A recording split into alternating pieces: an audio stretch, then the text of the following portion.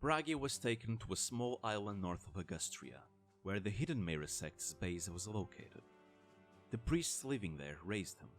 They noticed how smart, sensitive and kind he was, so they began to teach him healing magic when he was 12.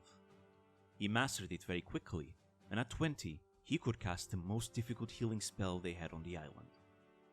In Grand Year 609, liberation armies rose up in every region of Jugdral.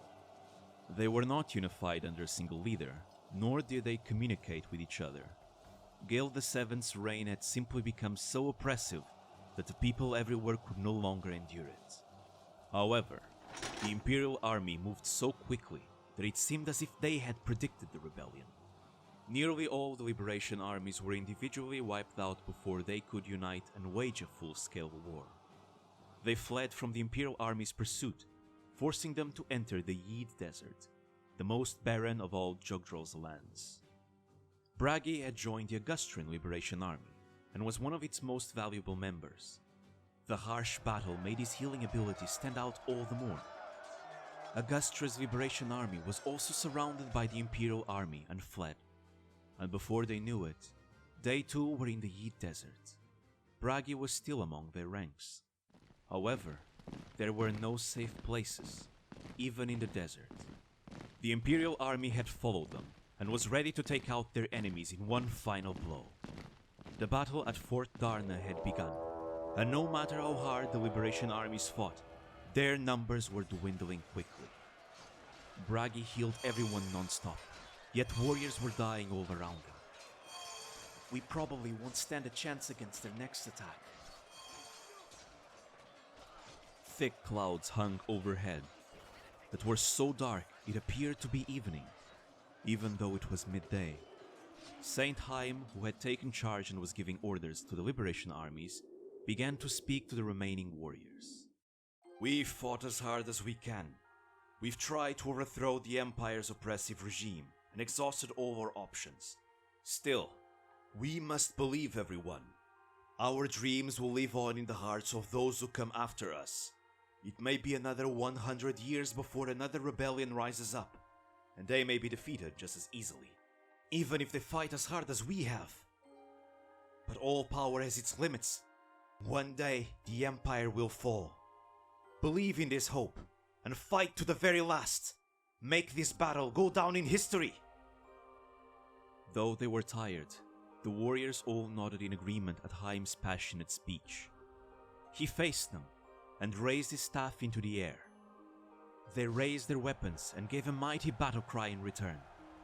Then, a gust of wind blew through the fort. The clouds parted, and a light poured forth from the hole in the sky and into the fort. Everyone looked up. The sun blinded them all for a moment, and when they could see again, 12 people they had never seen before were standing in the light. Among them were men and women of all ages, and even children. None of them had been there even a few seconds before. "Who are you?" Haim asked them. "We have come to grant you powers and weapons." An old man answered. A young girl walked up to Haim. "My name is Naga. Saint Haim, I will give you my powers and the ability to wield light magic. First, drink my blood." She sliced open her thumb and held it out in front of his face. He did as she said. He had never seen these people before, nor had they explained who they were, but he and the other warriors could sense that they were beings much more powerful than humans.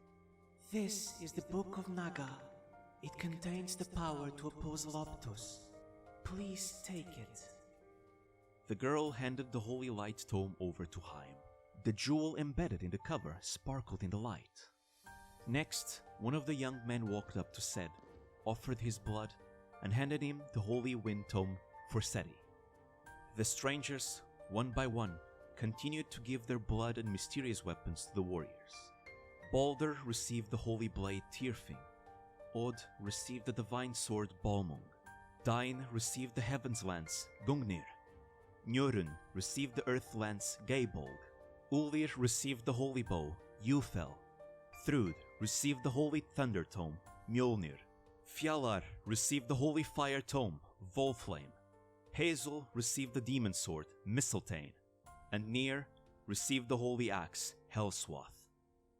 Finally, an old man walked up to Bragi and said, Bragi, my name is Valkyrie. This staff controls life and fortune. First, drink my blood. Bragi sucked the blood from the old man's finger and felt power and warmth course through his body. That should be enough. He pulled away, and the old man handed him a staff with a white gem set atop it. This staff is not for defeating your enemies, but for correcting what should not happen. It can even bring back a person to life, if you believe that they should not have died. However, if you do undo an event that has already happened, like death, then the staff might break. Therefore, it is best to correct wrongs that have yet to happen. In other words, it is important to use this staff to guide yourself and others down the right path. If you are unsure what to do, then pray to the gem. It should show you the truth. Out of all people we have chosen, you play a very special part, Bragi. You must be the conscience of the Crusaders. I understand. I will do as you say. Bragi answered. The old man stepped back, and the young girl came forward again. We believe in you, Crusaders. Please fight for the people. The 12 warriors, now the 12 Crusaders, felt their fatigue vanish, and the injured was suddenly healed. They raised their new weapons and cheered once more. The rest of the army joined in the cheer as well, but this time, there wasn't even a hint of hesitation in their voices. To the Imperial soldiers surrounding them, it sounded like there was 1,000 people in the fort. Meanwhile, the strangers started to become transparent and slowly vanished. The 12 Crusaders felt like they were dreaming, but the weapons in their hands reassured them that they weren't. Haim raised the Book of Naga and faced everyone. Everyone, look at this tome! The gem embedded in the cover was still sparkling and reminded them of the event that had just occurred. There's no questioning that we were just visited by gods.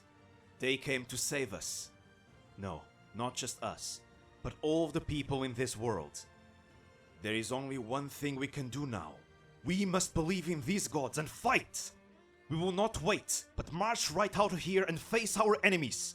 Open the gate! The warriors followed his order and marched outside of the fort. The 11 Crusaders with weapons made up the front line. Bragi stood in the middle, and everyone else was in the back. The leader of the Imperial Army's first troop saw them and laughed. So they've come out of the fort. Oh well, saves us a bunch of trouble. He turned to his men to give them his order. Attack them head on! Do not show them any mercy! Kill every last one of them! But the men to die would be those of the Imperial Army. The Crusaders, wielding tomes, cast fire, wind, and thunder spells. The remaining Crusaders raised their mysterious weapons towards the enemies that had managed to dodge the magic attacks. Their swords, lances, and axes tore through the enemy's defenses like paper, and within the blink of an eye, the Crusaders had eradicated the first troop. Keep this formation and push everyone! At Haim's orders, the Crusaders slowly began to progress. The second Imperial troop attacked, but met the same fate as the first. After that, the Imperial Army did not try to keep up the fight. They retreated and cleared the path for the Liberation Army to continue forwards. This event became known as the Miracle of Darna.